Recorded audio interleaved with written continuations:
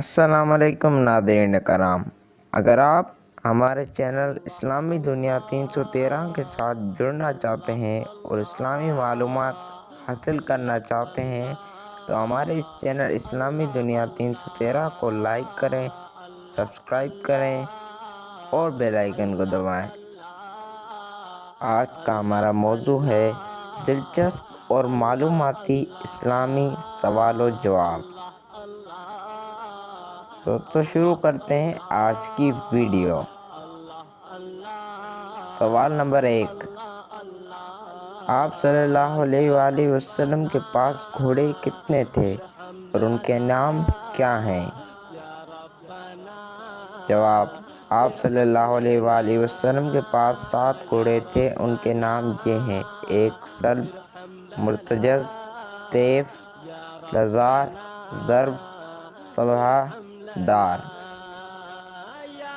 سوال نمبر 2، آپ صلی اللہ علیہ وآلہ وسلم کے پاس بکریوں کی تعداد کتنی تھی؟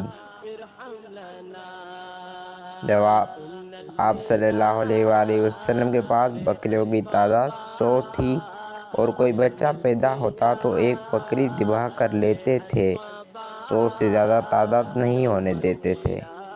سوال نمبر 3، آپ صلی اللہ علیہ وآلہ وسلم کے پاس دودھ دینے والی اونٹنیاں کتنی تھیں؟ جواب، آپ صلی اللہ علیہ وآلہ وسلم کے پاس دودھ دینے والی اونٹنیاں 45 تھیں۔ سوال نمبر 4، آپ صلی اللہ علیہ وآلہ وسلم کے پانی پینے کے پیالے کتنے تھے اور کس چیز کے تھے؟ جواب، آپ صلی اللہ علیہ وآلہ وسلم کے پانی پینے کے 2 پیالے تھے، ایک لکڑی کا تھا، دوسرا گچ کا تھا۔ سوال نمبر 5، آپ صلی اللہ علیہ وآلہ وسلم کون سی سبزی پسند فرمایا کرتے تھے؟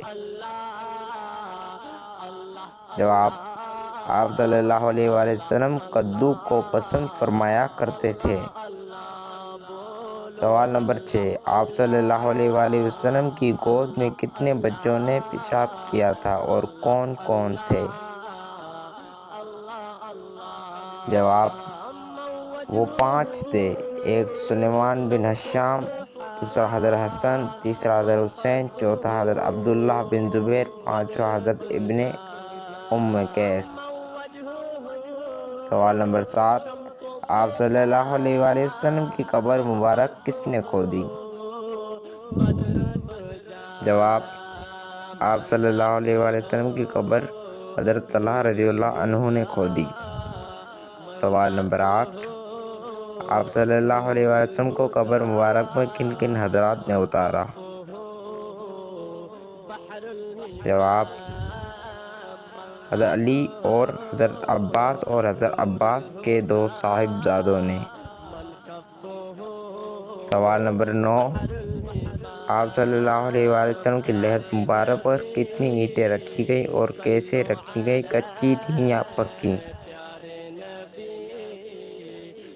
جواب، آپ صلی اللہ علیہ وآلہ وسلم کی لحد پر رکھی جانے والی اینٹیں 9 تھیں جو کھڑی کر کے رکھی گئیں اور یہ اینٹیں کچی تھیں۔ سوال نمبر 10، آپ صلی اللہ علیہ وسلم نے سب سے پہلے کون سا غزوہ کیا؟